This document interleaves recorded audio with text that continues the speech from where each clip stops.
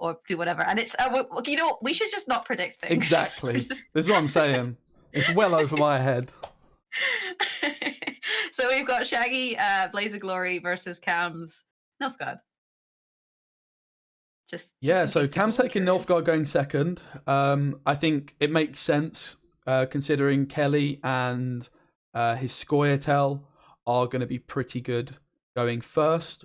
Masquerade Ball, obviously, if you can win that round one, Poisons as well can be really good going second, can be pretty devastating. So I like this from KAMS.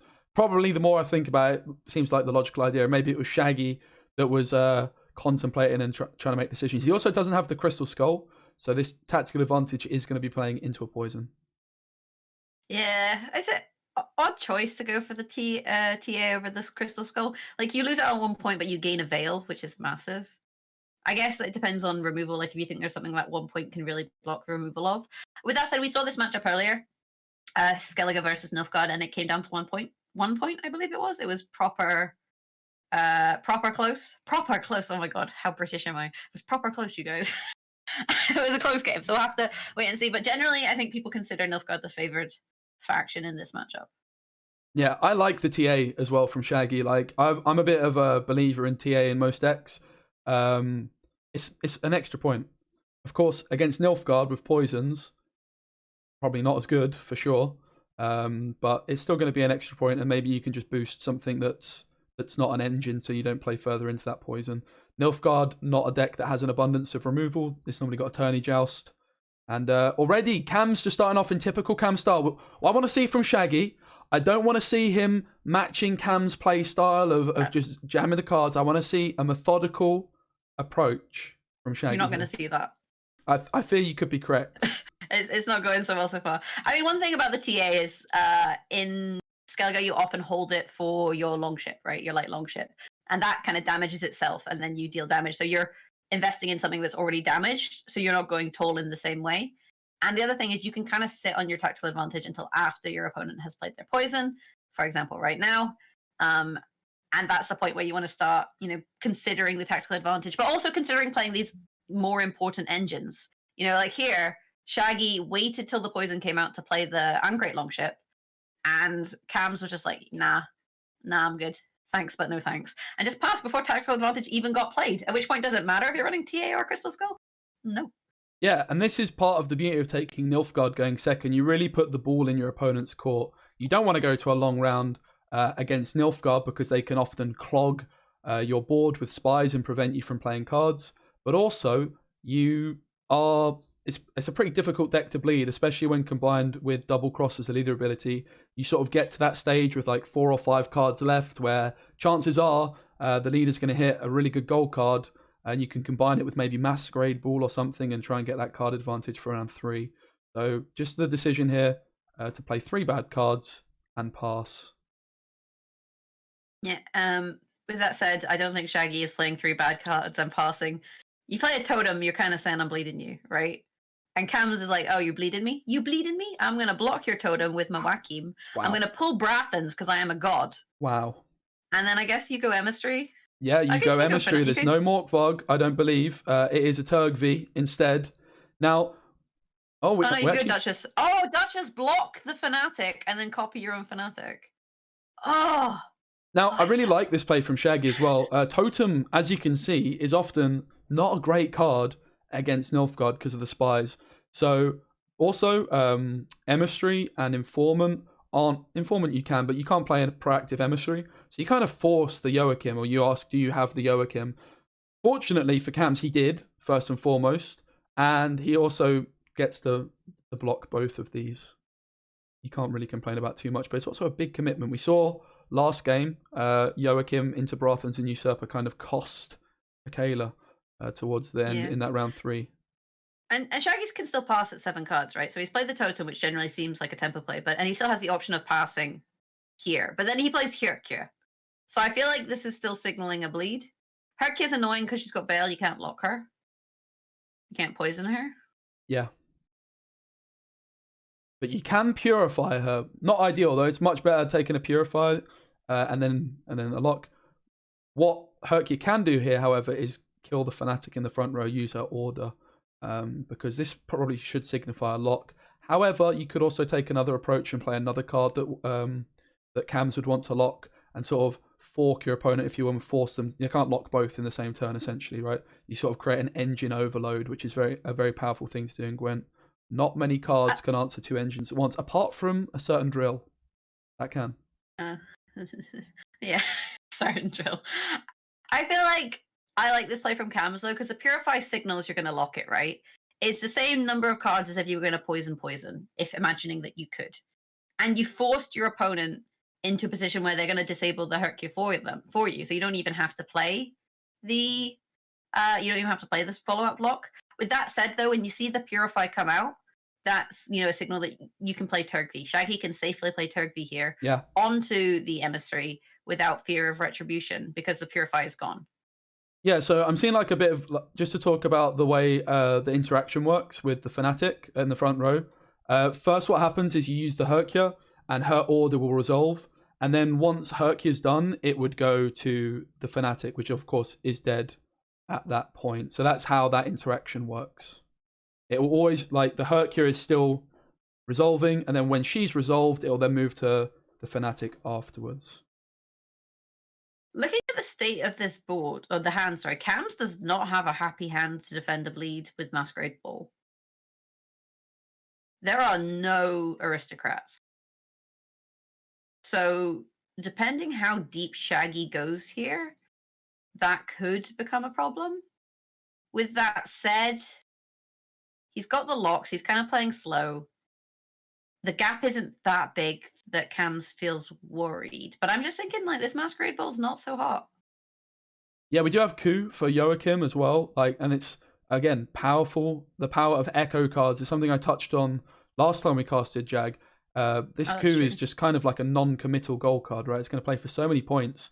And especially with the location, like this Joachim play that KAMS led off with previously would be a massive commitment, but it's just not with the Cantarella location combo that this deck now because packs. You can replay the Joachim. I think you have to be careful though with coup, because if you coup the Joachim before you play Ball, that's your Ball kind of dead. Yeah. So you have to kind of wait with coup and wait with Masquerade Ball, and that leaves you with Invocation. It leaves you with your location.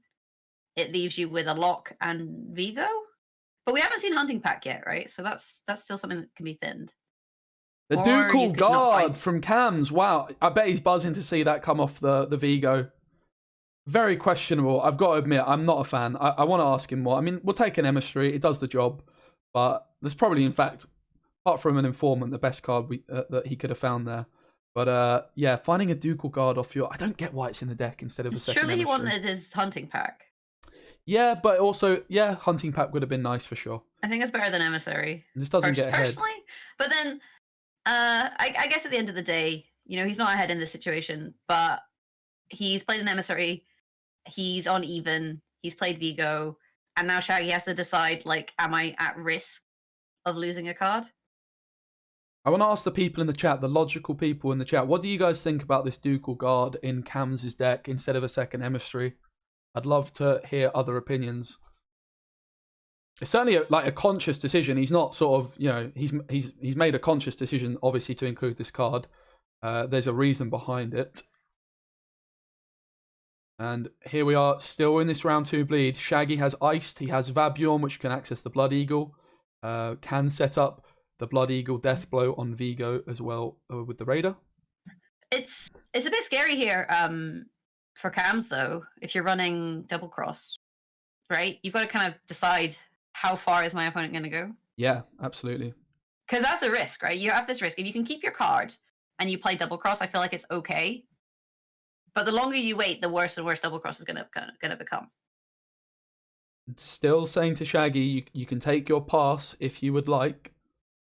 But Shaggy doesn't seem too interested in that as it stands.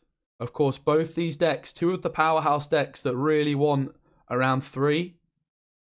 But when they're facing off each other things come into consideration. Last Say probably going to have an impact, which already, as it stands, would be in Shaggy's favour. If he was to take this pass, he would be able to Last Say his Jutta, so she wouldn't be too punished. But does he think he has enough juice? He doesn't. He goes for the Blood Eagle. I think I was gonna say if he thinks he can last say his Utah, then maybe if you're KAMS, you just invocate the Turgv, right? Take it away, claim it for your own, and then you're not using you don't get last say, so you don't need the big toll removal.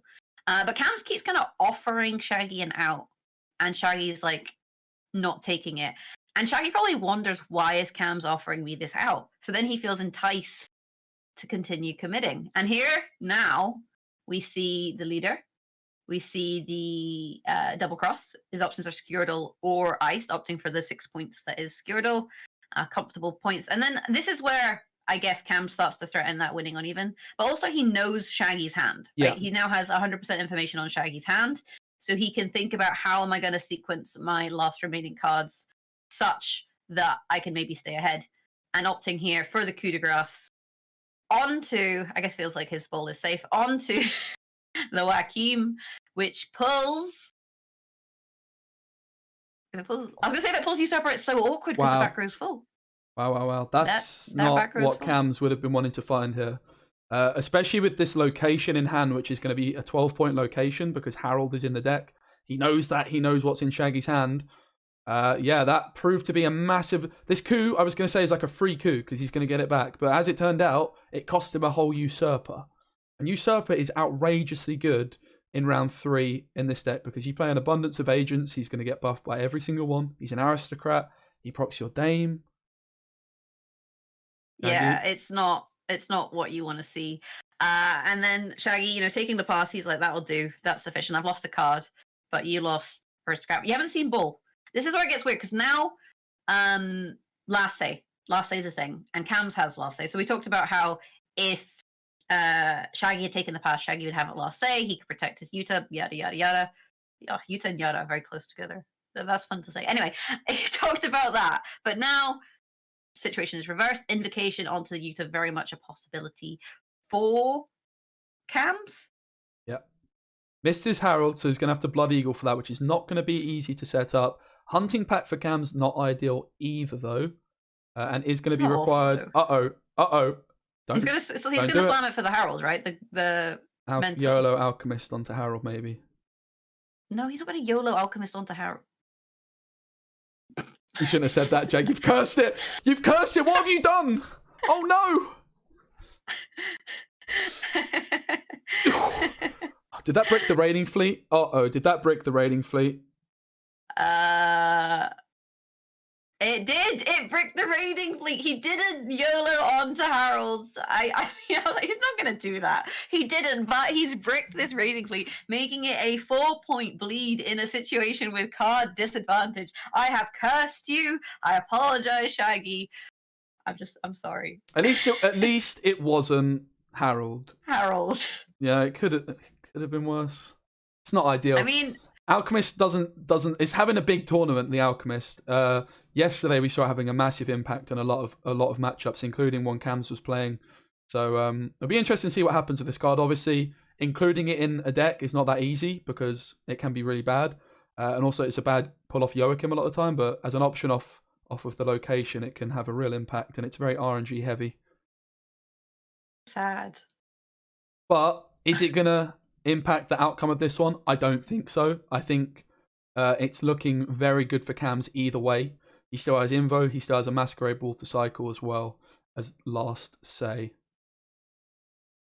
Yeah, that's what I mean. Like, Shaggy was down a card in that situation, and I think if KAMS had gone for the Mentor with Harold in deck, that's a tall Mentor, right? Yeah, the Mentor has the Adrenaline too, so it wouldn't have gone... Yeah, it wouldn't have worked. And that can be awkward at the location because you usually want to, it's the only real proactive option KAMS had. And Alchemist gives you that proactivity, as well as sort of the possibility of high rolling as well, which obviously worked out for him here. The Alchemist playing for, 9 points at least, but of course that's assuming that KAMS wouldn't play into the ship at all. Bloodthirst as well, somebody's mentioned as well, all those sorts of things. Yeah, I was going to say, boats do that. They damage a lot of things, so they play nicely into different Bloodthirst strategies. They help you set up things like the Blood Eagle, although there's bleeding. Going to set it up anyway, so maybe not as crucial.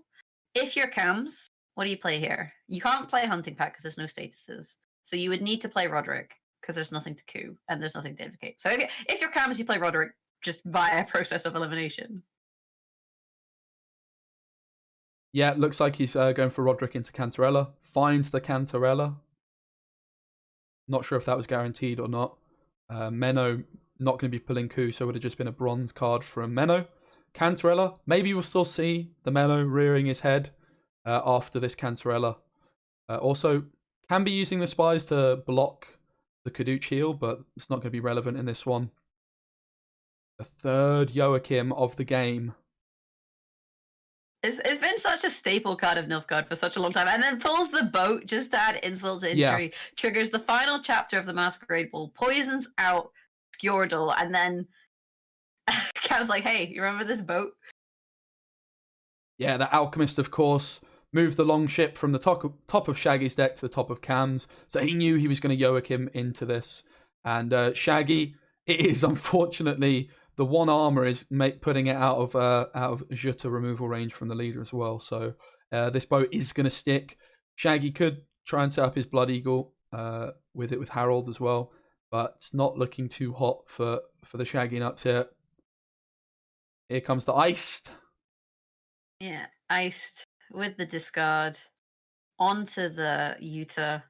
And it's not the ice you want to see, right? You need that double discard really for the 2 chapters, and you're not getting it. You've got the double discard now, but it's not really good enough. Mm-hmm. And like, yeah, you've played Jutta, but you know that's going to get invocated pretty quickly. And coup de grace actually being utilized here on the Joachim. Instead of taking the Jutta and then Joachiming it, I guess just happy with whatever he pulls from this. But you could pull a hunting pack. Does find the Menno. And Remedy's really good against Skellige. Skellige bronzes are one of the best set of bronzes in the game, particularly when it comes to round 3. You've got Bear Witches, you've got the veteran cards like Raiders, so an abundance of options here for Shaggy. All playing for a lot of points. Remedy against other decks like Araka Swarm can be incredibly lackluster, but here it's a lot of points. But finally, Harold is going to enter the fray. Of course, only just being able to set this up with the Blood Eagle needing the Death Blow. Didn't draw the Harold. It could have been Alchemisted, remember. It wasn't. That is something. And here comes the Berserker, who is still going to transform into a 6 strength card. Hunting pack. Not a ton of points. Maybe this is closer than we first thought. But Invocation is 12. You have to remember that. Invocation is 12. And there was a charge on the Raider. So it's 32 to 32 with the 12-point Invocation and an 8-point Raider. So... Oh! Is it a tie? It is! No! Why? Wow. Oh, it's closer than we thought it could ever possibly be. I hate ties. My goodness. Oh, we've got some game sound. Let's go. A bit Let's of Gwent go. music. And we're just into the match. So we've got Shaggy with his Skellige once again versus KAMS on Nilfgaard. Yep, so an exact mirror of the match. Again, if there is a tie in Gwent, it's not 1-1. The game is replayed. The same coins, the same decks. But of course, the draws are going to be different. So the game will play out in a different way. Double draws aren't unheard of, though. Let's be fair. Don't do it, Specimen. I want it to happen. Like, I realize this entire cast, I've been an absolute horrible person towards you. But that does not justify you cursing this. Like, we've already had 2 sets with 5 games. And you're like, let's have a set with 7 games. I want one with 9, at least.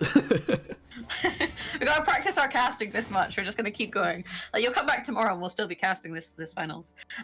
So Shaggy once again establishing the board with the Brockford Hunter, with the ship, with the Raider. I wonder if KAMS gonna take that early pass again like we saw last time. Not deciding to thin his hunting pack either, but the Sergeant down, maybe thinking it's just a target card that's just going to get removed at a later point. Again, as you mentioned previously, KAMS decided to pass at that 7 mark. He doesn't have Joachim in hand, but Shaggy does have Totem to lead in with, just like we saw last time. And Shaggy, to be fair, these Berserkers are 5 provision cards. You would much rather be spending a 4 provision card if you do believe that KAMS is going to pass. But KAMS changing up his game plan a little bit.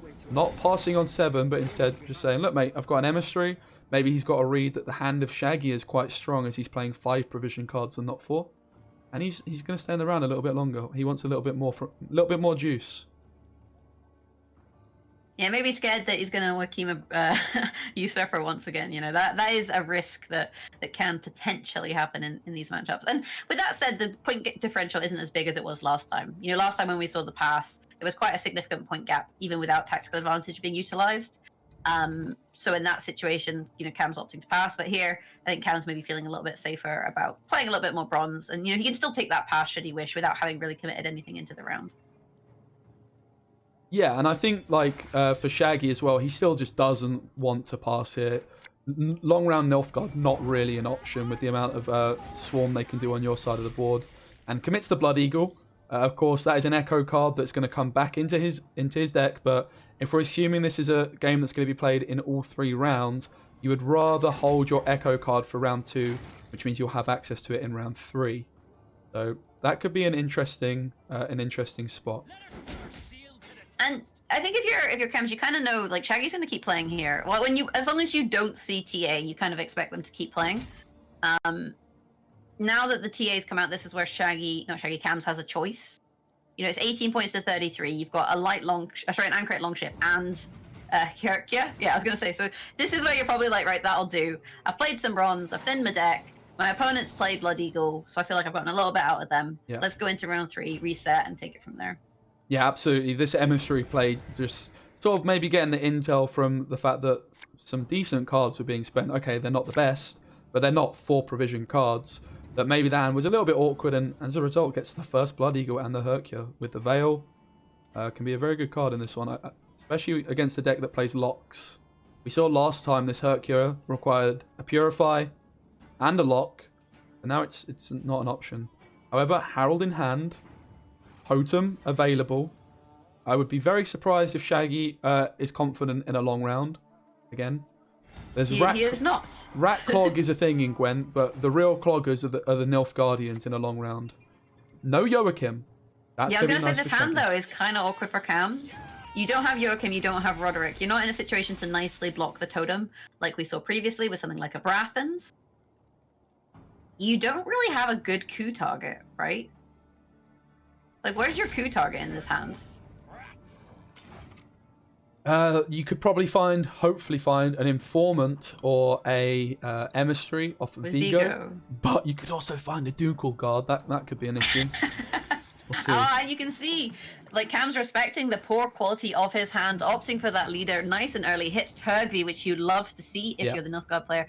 Putting Rupture on one Fanatic, poisoning the other one. These bear people don't look like they've got very long to live.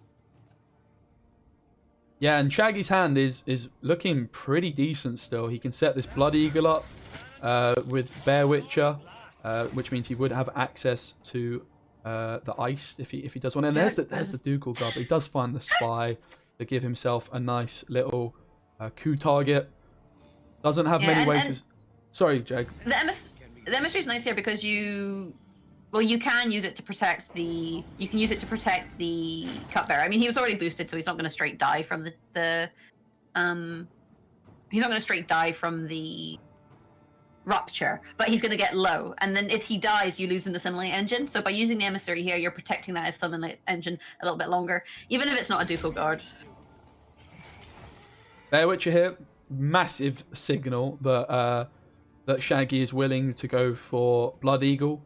Death Blow, because he had the option to just kill the Vigo, kill the Assimilate card, but instead maybe taking a more greedy approach in trying to line up this Blood Eagle, and it doesn't seem to have paid off for him because KAMS responds with the coup. We know he didn't have a better coup target. He's going to be very happy that his Vigo is still alive and that he's been able to boost this Turgvi out of the Blood Eagle range. Nice. He's also just playing around the Blood Eagle and playing around that potential for a 2-0. Like, that's you got to be a little bit scared of, I think, if you're KAMS, especially with the state of your hand. You know, you've got a Poison and a Lock, you've got a Dead Masquerade Bull, and you've got Usurper, which you don't really want to play here. So you kind of want to just bully Shaggy and try and get a card advantage again. And he's done that this time around as well. He's used his leader to try and keep that card. And this Blood Eagle is not the first Blood Eagle. This decision from KAMS to just play a few extra cards having a massive impact on this one, because if this is your first Blood Eagle, Shane go, all right, look, I'll just play a bad card. But if he uses this Blood Eagle now, he can't play his ice because he doesn't have Bloodthirst and he doesn't have the Death Blow, and he might never draw his ice. but passing doesn't seem like a great option either. But he's opted, I think, for the Herald here. Instead, looking at the graveyard options, deciding which one it is you want to click. I'd imagine going for, the Raider, get that damage on the board, get the points you have access to, rather than the Hunter, which takes a little bit of time. But KAMS can overcome this very easily. You know, it's a 4-point gap. The pings on this Marauder could prove to be huge because Shaggy's just sort of going like all or bust, all or nothing. He's saying, look, this Marauder is going to hit this Fangs twice. It's going to set up my Blood Eagle and I'm going to play my Ice and I'm going to win 2-0. But now, it didn't happen for him and he's in a bit of an awkward spot. However, there's not that many points in KAMS' hand, Usurper and Bull. Bull is just going to be a 4-point card, up to 6 points if he plays it first. Usurper, remember, is not an aristocrat until round 3. So, Shaggy, if he was to decide to go Blood Eagle and full leader... But can you? Don't know. I don't know exactly what Eagle can pull. But I'm pretty sure at this point he just has to go for it. Like, passing, you're just going to lose the game. Like, there's no Ice line. Is huge. Like, if you can keep the Blood Eagle, play the Ice... I guess you play this and don't go leader. Well, if you lead it... Oh, no, you go leader. Okay, we going all in. Yeah, because Usurper would be enough, right? Whereas this means that it's going to be Bull and Usurper required to do it. Now, Masquerade Bull plus Usurper is 16 points, however. By playing the Bull first, you get the extra points on the Thirsty Dame with the Usurper synergy, so it will be enough by a couple of points for KAMS here. And we go into round 3, Jag. No Blood Eagle available for Shaggy. Ice isn't looking too hot either without the leader. I mean, I like that Shaggy went for it. I totally respect that. You've gotten a fair amount out. You know, you got the Usurper, you got the Masquerade Bull. But you've spent your Blood Eagle completely. You don't have a good way of setting up Ice. Your opponent is drawing into their coup de grace, which you know about. But you've got the Veteran in round 3. All your cards are 2 points. A lot of your cards are 2 points more than they were at the start. And yeah, but it's going to be an KAMS has interesting Cantarella location. So yeah, all your cards are 2 points better than at the start. But you don't have your final form, right? You don't have your Kamehameha Ice play that's designed to like destroy the world. And this Mentor, because there's no Iced, is going to be a 12-point Mentor. And that's quite a lot of points. That's quite a lot of points, mate. Of course, Cantarella ready to go as well. I believe he never found Joachim. Not sure if he found Roderick. 11 points. Harold's 11 visions. Joachim's not in the graveyard, is it? I'm playing this on the assumption Joachim's in the graveyard. Yeah, we've not seen it. But we haven't seen Roderick either. Could play Harold. Not sure if KAMS has got access to any warriors in his graveyard. Play Harold Iced. But Cantarella can do all sorts. You could also just go for a YOLO Cantarella, right, and just hope for the best. We actually find the Menno into a Remedy. Lots of good bronze witches. Yes, Inferns. That's what I'm saying. Maybe it's a tie. Come on, tie. No. I want the tie, mate. Can we cancel Inferns, please? I mean, that I could get behind, actually, yeah. That I could definitely get behind. Hey, Turgvi on top. Cantarella into Turgvi. That is a 13-point, well, 12-point Cantarella. Yeah, she's good. She's a decent girl. Look at her picking that guy's pocket. Meanwhile, we have 25 points to 11. We have Varbjorn on to War of Clans. See, I told you KAMS' hand was fine. It's fine. It's Nilfgaard. Oh, is it fine? Please be fine. The raid is the most here. Yeah, it's fine. It's fine. Yeah. You guys stressing me out there. No ties. And Shaggy wins this game 2-0 if his Marauder pings the Fangs twice, right? Because it would have set his Blood Eagle up to play Ice in round 2, which would have been a load more points. Plus, no. They just jiggled the deck. That's how it works. Oh, this should be a very interesting one. Carapace for Shaggy again. Does he have Siri? He's actually taking it going second. Not massively typical. KAMS deciding to take this Scoia'tael deck where it is traditionally best going first. Would love to find Dunkit in hand as well. On the other side, no Defender, no Siri for Shaggy. There is a lock as well for KAMS in his deck. And of course, no option to give Ciri Veil anymore. So that could be pretty important. It's also tutorable through Council as it is an elf. Dunker found for KAMS, but no Ciri for Shaggy. Doesn't start with Dunker. Interesting. And no Ciri for Shaggy. Not having Ciri round 1 isn't the worst thing ever, right? If the deck was completely reliant on having Ciri round 1, it wouldn't be as good as it is. Yeah. I think that's one thing you have to note. Like, people are like, oh, there's no Ciri, but it's not like you can't still play Ciri in round 2 or round 3. Yeah. It can often make a big impact to how the game... Certainly makes a big impact to how the game's played out. But certainly when you're not going first and there's a lock, you'd also need to commit Defender, which, you know, has problems. But one big weakness of this Scoia'tael deck, of course, it is a Devotion Scoia'tael deck. It doesn't have a Tool Punish. There is the possibility of a Tool Punish in Devotion Scoia'tael, which is Serpent Trap. But it's not particularly popular. I could get behind it. Certainly on ladder. Maybe in open deck list, it's less good. But it now has the option to spring. Has a spring, which is like a pred dive. The issue Shaggy has here to an extent is he doesn't really have good round 1 tools, right? Like, you'd like to see Ciri, but if you don't have Ciri, you would like to maybe see Nithril. You would maybe like to see Cave Troll, so you can still do things going into this round. You have your Folktales, which are nice against the Trents. But that's late game cards, right? That's not really what you want to see here. And you're in a situation where you've ended up playing Parasite onto a Pyrotech, which completely frees up KAMS to then slam Pavko and say, right, that's my round. And if your opponent opens with a Parasite on your Pyrotech, you gotta know that they don't have the cards they need. That's just huge for KAMS. I was talking about, like, you're just going to TA Dunker. But actually, Keltalis can Heatwave it, but they only have one way of dealing 6 removal, and they've already spent it. So this Dunker could also be a card that is played. However, Shaggy could also decide to just pass on 3 cards, on 7 cards. So takes the Dunker, makes sense. Can't be answered by a Parasite Jag because it's been used on a Pyrotech. It has.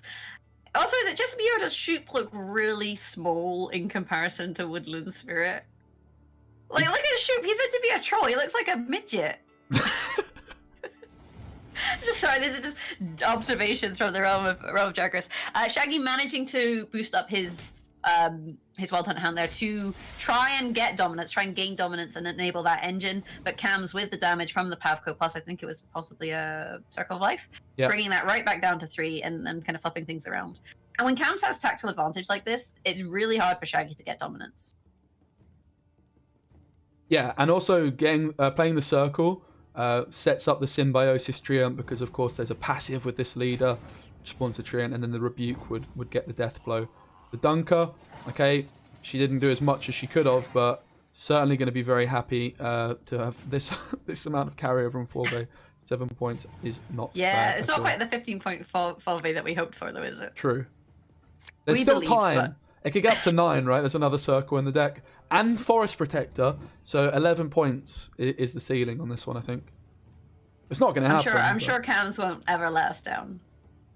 And again, we talked about it. He likes Dryads too. He likes thick Dryads too, so he won't let us down.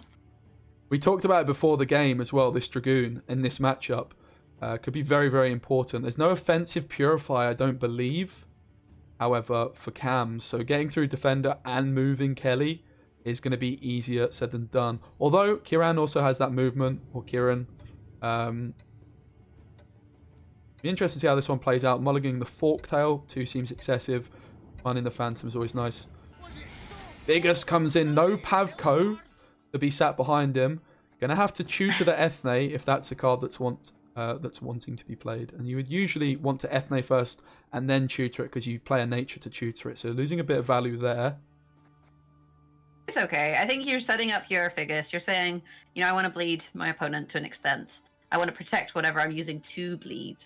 So let's just play the Figus. And it kind of puts Shaggy in a bit of an awkward spot with things like his Heatwave, right? Because now there's a Figus in the way. Shaggy, they're just answering with his own engine, playing the Aperian Phantom here, using a leader charge. Oh no, he didn't use a leader charge. I tell a lie. Oh, But Circle of Life being used to ping down that Apiarian Phantom. I was gonna say he's gonna rebuke it, but that actually wouldn't have killed it. I'm fuming that it somehow dodged the 4 out. I was getting very excited, but Gezra's gets the buff. You're getting very excited about a thick Velvet. Okay. It's good. That's good to know. But actually, it turns out Gezra is the one taking the buff in that situation. And KAMS is basically saying to Shaggy here, your Apiarian Phantom is dead, so you may as well use the ability and disable it. Yeah, and I think, like, honestly, this buff is probably the worst buff KAMS could have got. Okay, there's only 3 options, but this Gezra's is mostly just going to be removed as soon as possible, which just means it's going to give more value to cards like Wrath and to Beast. Does force the leader charge, though, the first of 3 on the Phantom, which means it is out of rebuke range. Yeah, and that's what I think KAMS was trying to do there, was either force a leader charge or force activation of the ability, right? You forced him into a situation where he's got to make a choice, and this is not a lot of time to look for a Maxi. No, not at all. But it is the perfect timing.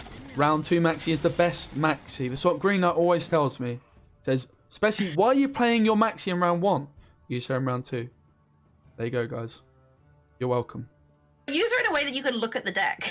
Yeah, true. Here is the order of your deck. You can look at it for 45 milliseconds. Yeah, true. And he also says that don't use Maxi, you need more time. Now, screenshots are a thing.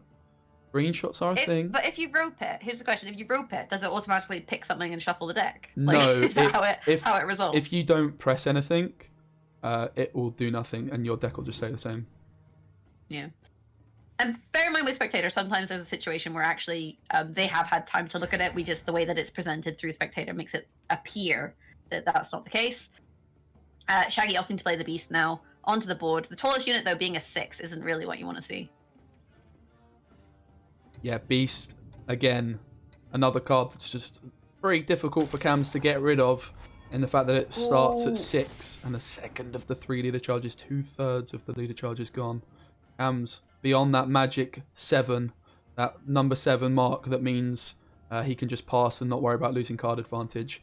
If this stays the same, and he loses this round with this amount of cards in both players' hands, then he would be down a card for the final round. So he needs to fight to try and get this card back. I feel like he must have a plan to an extent with this bleed. If you play the Figus, I feel like you're maybe planning to do something. Although maybe, I don't know, do you not value the Figus because it spawns a unit so it plays into Keltulis? But then you're playing into Keltulis by playing Nature's Gift. I think, like, if we look back at round 1, this Pavko play from KAMS is maybe like the most questionable thing we've seen so far. Could have gone for he got the Pyrotech, the Parasite, and then could have gone for Dunker, but went for the Pavko. Sort of offered Shaggy this, like, Shaggy just had the option to say, all right, I'm just going to pass, your Pavko's gone. Like, Pavko could have been really a bit of a game changer in this long round number 2, especially with Figus available. This Pavko is really like what you want. This Figus is just not doing much, especially as Gezra's is going to be hopping between the front and back. Eventually he will not be protected by the Donny defender and will just get cleaned up. Donny defender, I'm so sorry I said that. So here comes the Neuromancy onto the Acorn with 6 cards in hand, making him nice and protected, playing into the Ozril from round 3 and also increasing this point gap. And KAMS jamming the cards. I believe this was Valve. 7-point Valve now coming down into the Coal, into a lock. Oh, no, into Forest Protector, into Nature's Rebuke, onto Steve. Is Steve dead? Steve is dead. The Apiarian Phantom is no more. He has been defeated and spawning a heck of a lot of little Trents in the process. I don't understand this decision to go for the Gezra's buff. I must confess. Just plays further into Heatwave. It's I guess, like, okay, you've got Gord, but Wrath and Heatwave still available. Okay, if Gezra's just to stay behind the defender, sure. But little bit of a weird one there. KAMS in a really tough spot, though, has to be said. Yeah, because the problem with Gezra's is, I mean, I guess you can trigger him twice, right? Because he can move behind the defender and then move out, and so you get a couple turns for him to play. But it is an awkward situation for KAMS. But I feel like with KAMS, you're almost in a situation now where you're not likely to get your card back. So maybe you just jam Temper and get another card out of Shaggy and see where we end up. Yeah, no other rebukes to answer this Egan either. does take the pass. So KAMS taking the buff on the Gezras to say, okay, one of my best cards.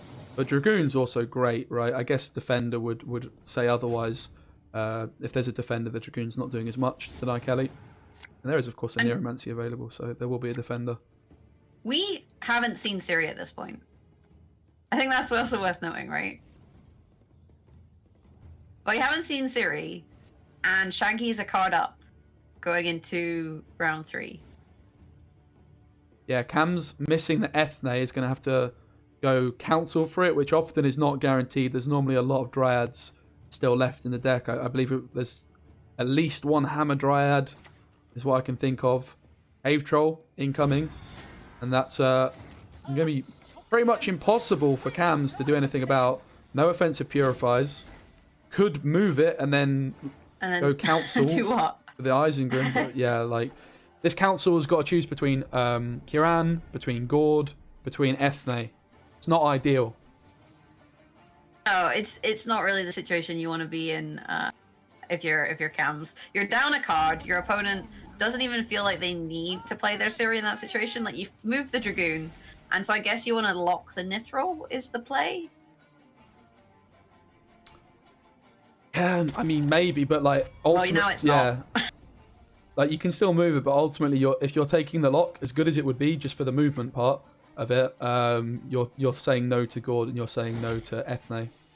Doesn't seem great. The moves, Cave Troll still protects this Well Done Hound, and the thing is, Shaggy doesn't need Keltulis to kill anything, really. If you look at the state of the hand, like, he can always play back row Keltulis. He's got the Heat Wave for the Gezras. He's got Osril. He's got Imlerith's Wrath for anything Toll. And KAMS is in a position where he wants to play everything off of Council, and he can't. I still, like, feel the Pavko in round 1. We had this Pavko. If KAMS had the Pavko round 2, could have maybe applied some more pressure. But ultimately, does seem as though he's been let down by the cards he's drawn. Missing a lot of key cards here. Shaggy, on the other hand, just feeling like he's probably in a very good position. He's got 2 engines down on the board. He's got 3 Tool Punishes in his hand against a deck that goes very Tool. Toll. It goes Toll, yeah. And like there, so you didn't even get the Ethne off the Council, so just to add insult to injury, you're then in a position where you have to lock and move a Veiled unit. Like, the move is nice. The lock didn't do anything. The move, I guess, disables it, so it's not the worst thing ever. But your Gezras is getting Heat Waved. You've got a Dryad's Caress that plays for, what, like 6 or something onto a Toll unit, and you've got a Tempering. Yeah, just looks like this one is over, and it does look like Shaggy's going to tie up the series 1-all. Maybe it'll be a tie. Pretty interesting, though, to see Shaggy taking the Kelly deck going second. A lot of the time you think of it as a deck that goes first in tournaments, but it just shows what a good deck it is, that it doesn't really matter. Like, it can still do a job going second, especially even if you miss your Siri, right? He didn't find Siri in this game at all. He had a Neuromancy, sure. And we talked about, you know, not finding Siri in round 1, but not even playing Siri turns out to be the winningest move. You're sitting there with the Spores. There's a 14-point Kieran on the board. You've got back row Keltulis. Or you can play a front row if you want, because at this point you're on the same number of units. It doesn't matter, though. That's the thing. It doesn't matter. And KAMS is like, nah, this doesn't matter. He tried so hard. He got so far. And in this round, it didn't even matter. And didn't even manage to get the Vitality on the Caress because he had no Dryads. They all got removed. So that is 1-all. Looks like this could be a nail biter. Stop. All right, let's see how wrong we got it. Oh, we're wrong. Very wrong. It was the other 2 lists. At least we're having a go. Yeah. It's the effort that counts, isn't it? Exactly. So we've got Nilfgaard, Shaggy on blue versus KAMS's red monsters. Apparently we're playing monsters on red now. Yeah, and looking at the hand of KAMS, if he can find a Cave Troll or a Defender in his opening hand... Cave Troll is a Defender. If he can find yes, a Cave Troll or a Defender. Siri, I beg your pardon. Does he find it? No, not skilled. No skill. Escape, enter, go to the next one. Shaggy, though, with the hand, for a round one hand. He's got his doggos, he's got a sergeant, which is a nice little opening play. He's got an emissary should he wish to go down that route. He's got Menno if he wants to thin the deck or find coup. It's not a terrible situation, I would say. Maybe a little bit heavy on the golds. Yeah, I would agree. Like, it's certainly something to bear in mind when you're playing, of looking at your hand, like how deep do you anticipate this round to go? Do you think that you're going to be at a stage where you really want to play a card, but your whole hand is full of gold cards that you really don't want to play? I think, like, a lot of the time, you can think of mulligans as just like, okay, I mulligan my bad cards and I draw my good cards. But actually, you sometimes have to risk mulliganing a gold card and hoping that you'll find it later.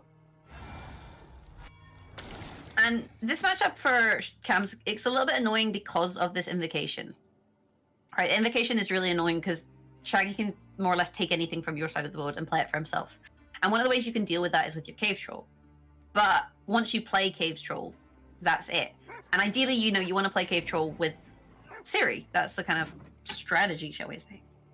But it looks like in this situation, KAMS is instead having to play Ciri without the Cave Troll, which opens it up to the invocation.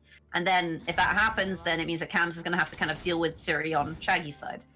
Yeah, and here the Ciri comes. Now, Shaggy has a couple of ways of dealing with this, but the only way available to him in hand is the Invo. Do you snap double cross Parasite? Could you imagine?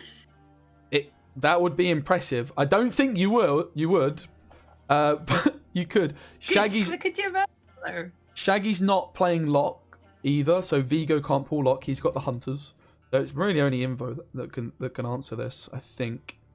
No coated weapons or assassination or anything like that.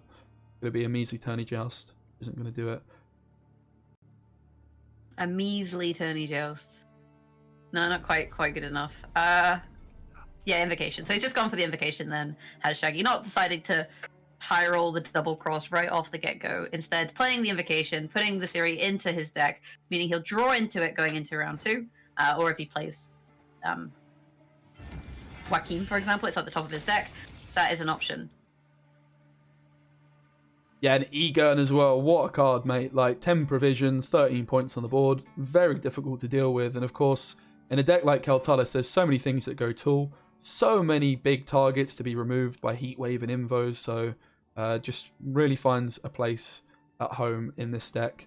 Of course, sets up the Osril as well later on. And it's a great card when you're going second in particular. But here, goes first. I was going to say, yeah, no Ducal Guard this time around to clog it up. But you don't want Duchess Informant, right? Because there's no ones. There ain't no ones.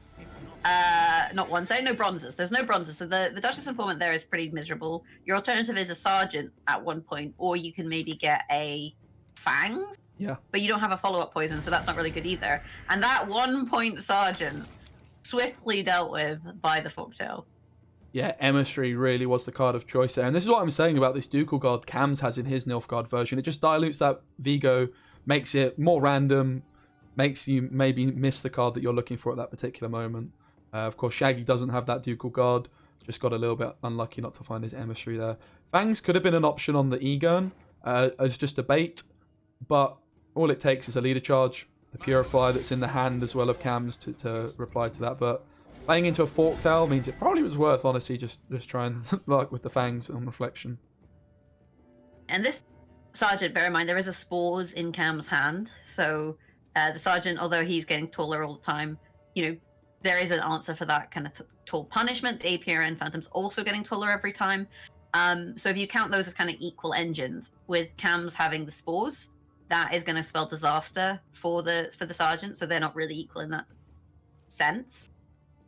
And I feel like KAMS has a decent bronze core at this point, right? Like, he's got bronze cards. He's got gold cards that he's happy to play. Like, you're happy to play the Beast. You're happy to play Aperian Phantom. You're happy to play Ighern in round 1. And now you're getting that many points per turn between these two engines. Yeah, and Shaggy in a little bit of a dangerous spot here. The Phantom ticking along. The Beast ticking along. And we talked about at the start of the round, Jag. Gets to a point where you're looking at your hand and you're thinking, these cards are pretty good. I don't really want to play these. We're not there just quite yet because there's already been the commitment of the Vigo and the Brathans. But after this Emissary, it's looking a little bit awkward. Menno, of course, has the option to pull Coup de Grace. Tourney Joust as well being an option, I do believe.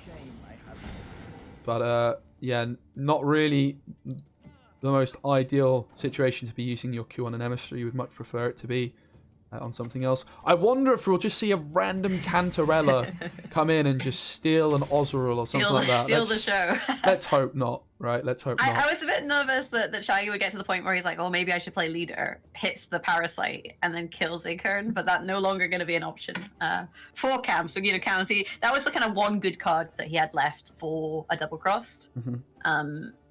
Now it's kind of just trash, right? Yeah. I guess Squirrel's all right because he played an Aeromancy.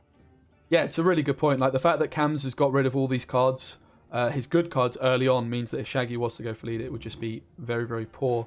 While also... There it goes. Yeah, wow. So KAMS doing a great job to turn Shaggy's leader into a rather tragic-looking leader.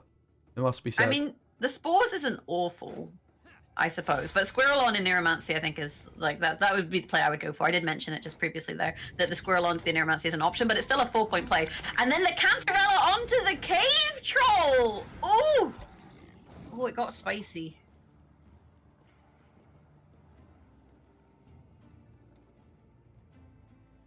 I mean, alright, okay. Wow. Is there many better cards to pull? Really? Like, Kelly, I guess? Yeah. Wow, that is pretty game deciding potentially.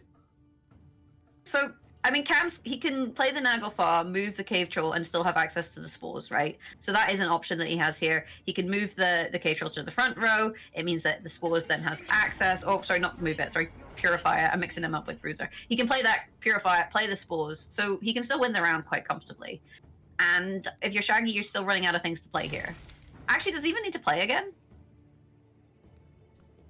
Beast is still going to grow, and Phantom Beast is as 2, well. and Phantom's going to grow, so he doesn't need to play again. It's alright, guys. It's fine. We've got Menno for Caltalis on Cantarella, right? We just go Menno, Coup, hit the Cantarella, play your opponent's Caltalis. It's easy. Wait, stop.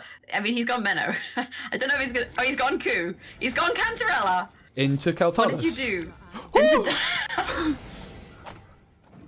Sorry, KAMS. I almost cursed you, mate. I'm sorry. What are you doing, Specimen? Like... Honestly, these cards are really... Alchemist is worse. I get a lot of anxiety when I see Cantarella being played. Alchemist is worse because it seems to take a lot longer to resolve. But, yeah. Jesus. I feel sick. Like, I have a slightly sick feeling for everything that's been going on. But KAMS with the Spores on the big Sergeant there, just proving too many points for Shaggy. So KAMS winning the round on even. Yeah. Hasn't played Siri, lost Siri. But Siri going to be drawn into, right? I believe by... by Shaggy. It. Yeah. Oh, no. Yeah. I was going to say, wait, Coup, but Coup goes on top of that. Yeah, so there's those cards. Ozreal in hand for KAMS, and then a Forktail and 2 Doggos. Yeah, also, we did... Shaggy did get that Aneromancy. Squirreled the Aneromancy of KAMS.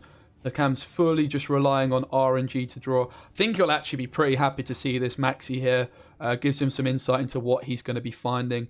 Lots of gold in deck. He's going to draw the top 5 cards. Or so be able to cycle doesn't get those. Keltulis, but gets Wrath, Nithril, and Heatwave. Yeah, so a bit of a decision for KAMS here. I don't know. I feel like that's okay. But at the same time, you can bottom deck a card, and it's unlikely it gets much worse. I mean, maybe it could. We'll have to see.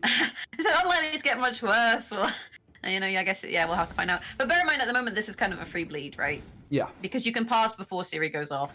Wow, Forktail as well, plus this natural selection would be enough. So Shaggy's going to need to find a way of boosting this Siri up. Having played Brathans, having played Vigo, I do not believe there is a way of playing an emissary from this position. So you need to Roderick into something that would give you a boost. Which I don't think is possible. But I've been wrong before. I don't think it is either, because he did play Brathans in round 1. Yeah. And he can't Cantarella or anything back, and there's... he can't Wakeme because it's already played, so... I guess, what do you do here as Shaggy? Because you don't want to play any of these cards. Yeah, and Masquerade Ball doesn't get you ahead here either, so that's not an option, because that would just be probably responded to with a pass. And I think KAMS is quite happy to continue bleeding here, right? He can play the Forktail, deny the Siri, doesn't cause him any issues. He's just got Usurper out. Definitely. And what is Shaggy left with? He's got Masquerade Ball, he's got Roderick, so he's playing gold cards. He can't play coup because there's nothing to coup. And if you're KAMS, you can still play a Wild Hunt Hound here. Like, don't give a damn. Yeah, and the Cantarella's been played by Shaggy as well, so there's no threat of Roderick or Joachim being placed on top of the deck with location, that sort of thing. So yeah, it's looking kind of awkward here for Shaggy. However, the Mentor is going to play for a massive 13 points, as Keltalis is still in the deck of KAMS. So this is a big Mentor. That's going to help. It is going to help. But in that situation, I think with the points, with the 2 leader charges with the Ozril, KAMS can still just play the Hound here and get another card out of Shaggy.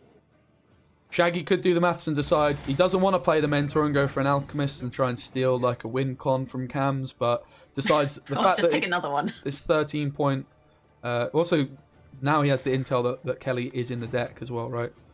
Coup. Yeah. Fortunately, doesn't have to be used on Roderick here and Cycle of Gold. It could just be used to remove this Hound and play it himself. But this Masquerade Ball is looking a little bit sketchy. So in that situation, do you maybe just play the Masquerade Ball?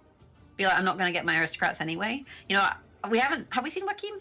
I don't think we've seen Joachim, so you could draw into that. But we've seen Usurper, so there's no aristocrat there. We've seen Roderick, so there's no aristocrat there. Cantarella can't cycle any aristocrats. And actually Shaggy opting for the thinning. I guess you go Cupbearer? I think you've got to go Cupbearer here, right?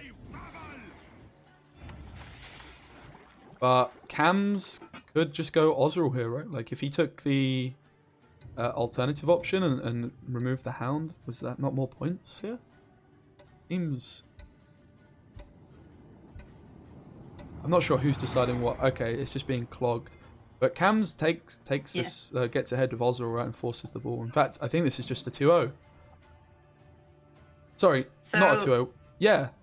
Yeah, it would be if it's ahead. If it's more than the ball, it would be a 2-0. So Masquerade Ball's playing for 4 here. You know, if you put them on Masquerade Ball, then you play the Ozril. They're on 31. You're on 14. They do the math. You've got a couple leader charges. 14 points of Ozril. I don't know. I don't want to do the math. Doing math as a caster is a curse. Yeah, so KAMS might have the read that last card is ball. If the last card is ball, he knows he's got enough. However, it could be a Joachim as well.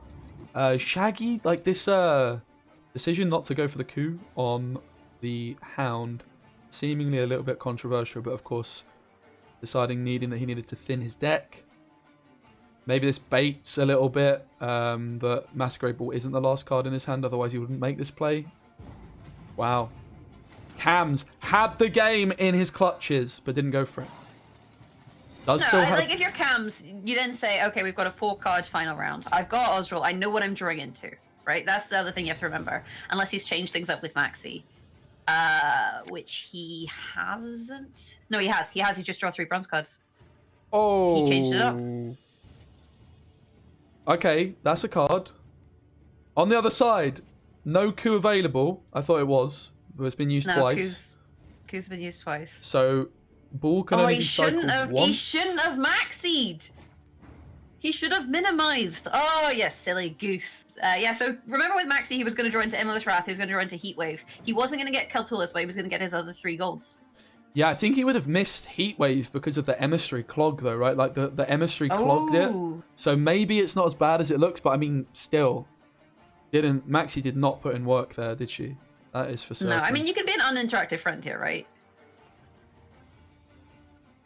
Like, surely you just natural play selection natural seems selection. like it's going to play for a lot of points. It'll deny the assimilate the 2 points. Obviously, Dame's the other target as well. Opening with Ozril. Yeah, so this would not be an option apart from the fact that you get a leader charge, Veil from leader, right? I'm also not convinced that Shaggy even has the cards in his deck to cycle ball twice. No, he doesn't. He's only got the one left. But if he has a poison, you know, if you're KAMS, you're thinking, well, he's only got one one aristocrat left, so he can trigger ball once, and maybe that's fine. Save his Heatwave for whatever he plays off of Joachim. Mm-hmm. Interesting not to use the natural selection though on the 4. Player lost catch. Oh, we're fine. No, we're good. We're good. Cool. There is... Yeah, Invo's been played. Invo was played on to Siri Dash in round number 1. So I guess you select the Thirsty Dame. That's the logic. If you're not going to use it on the Slave Hunter, then you do it on the Thirsty Dame. Maybe not. I don't know. I'm done trying to guess what players are gonna do. Like we saw Shaggy just jam Cantarella twice in round 1, so you know. Oh no! Apparently the Slave Hunter, I guess, seen as more of a threat if you can't apply statuses. He's just playing things in the other order. I'm gonna shut up.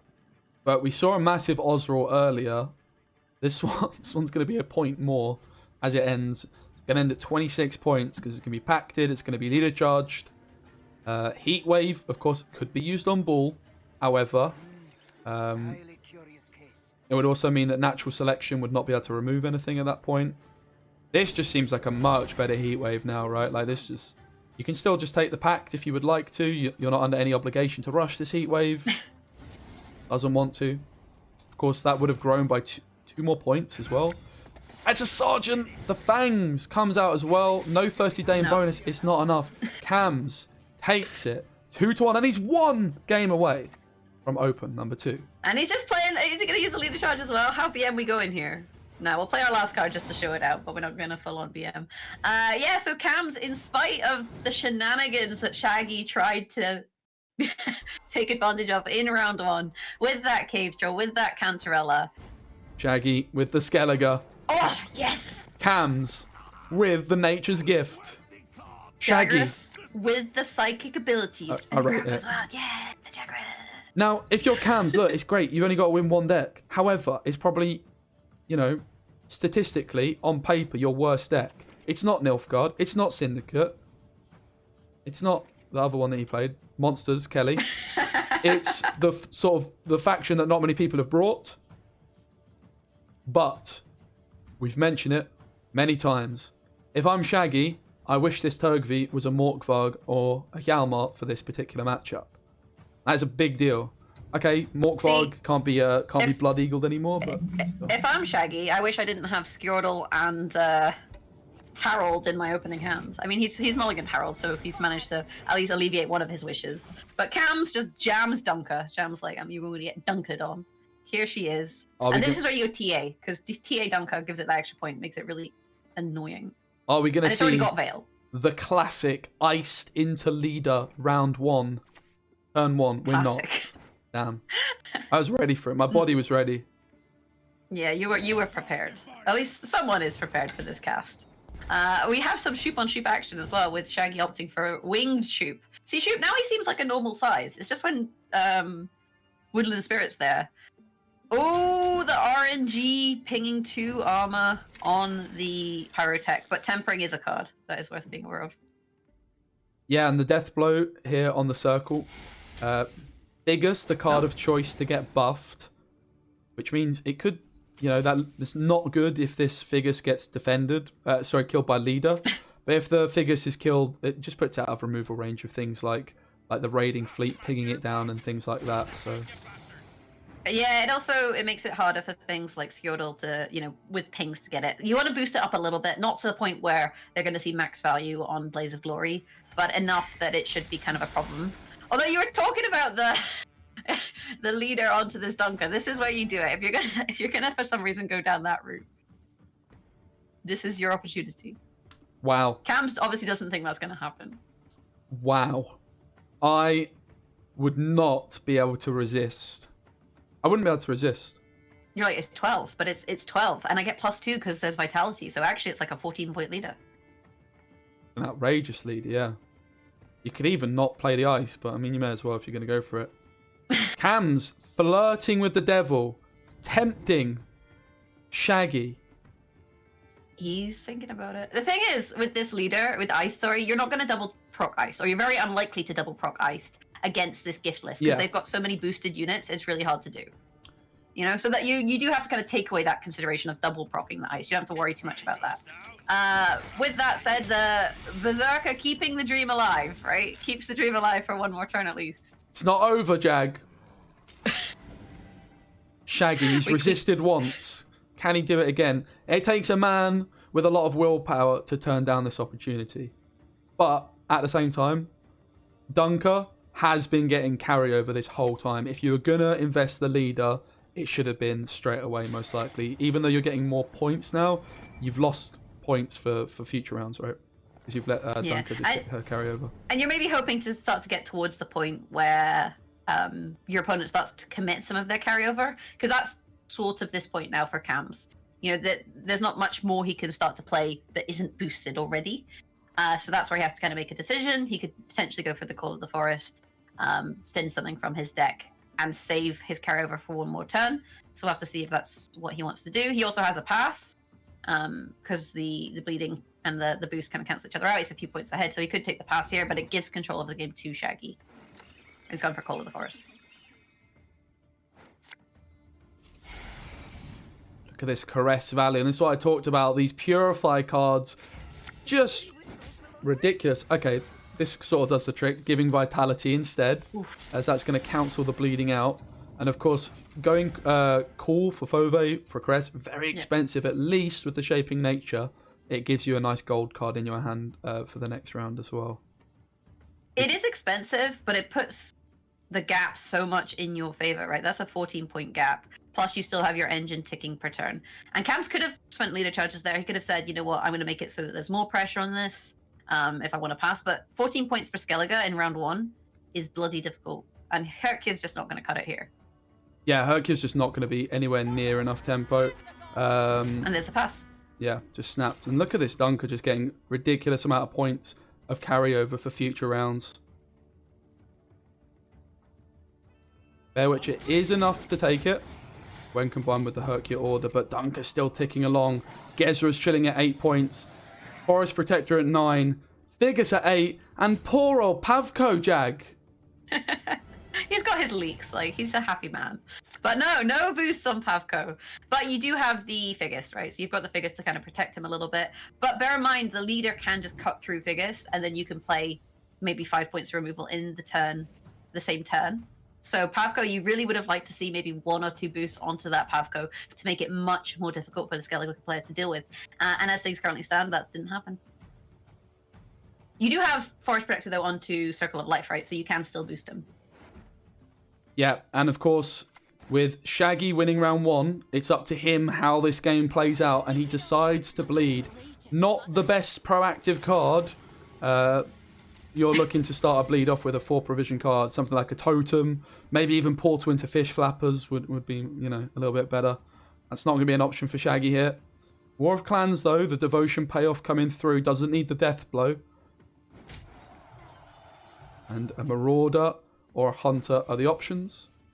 You don't really necessarily want to go Marauder because it plays into Circle of Life so heavily. You know, you set that up and give it away for free. It wouldn't have killed the Hamadryad anyway. You know, if it was going to kill the Hamadryad, I'd be like, yeah, do it with bells on. But as things stand, that's not going to happen. And KAMS is able to defend this bleed there just by using the Shaping Nature onto the Hamadryad, and getting these points per turn because of the Hamadryad's ability is just nasty. There ain't no Morgvog. You ain't scared, but here comes Iced. Here comes leader. Hamadryad maybe should have been scared because Yuta has something to say about this, and she says no. No. Yeah, and Shaggy dictating how this game's being played out. He's decided this little burst of round 2 is going to be concluded with a leader charge Yuta. He has the option to pass. He still has his Turgvi, his Skjolder, and his first Blood Eagle, which can, of course, be used on this Treant in the front row to play anything he wants. There's the Turg. No Caress available. Unless... I don't think we've played a Caress yet. We have. So the Forest Protector can play a Caress. No Dryads down on the board. So we're not getting free Vitality. And, added to that, the Defender's status has been removed. 7-point game. Yeah, but it does mean, like, at this stage, sure, you've lost your Defender status.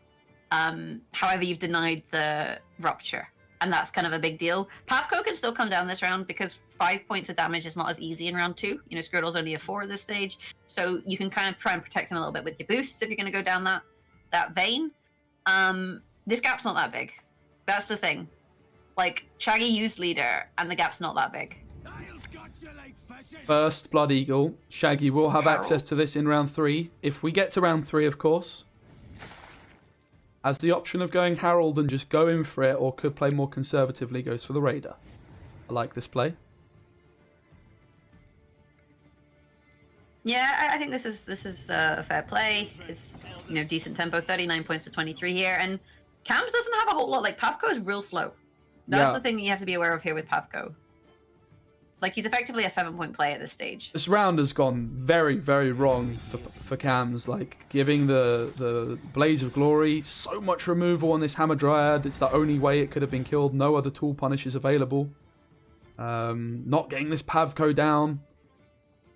Shaggy doesn't have a pass because Gezras is playing for 2 points in the front.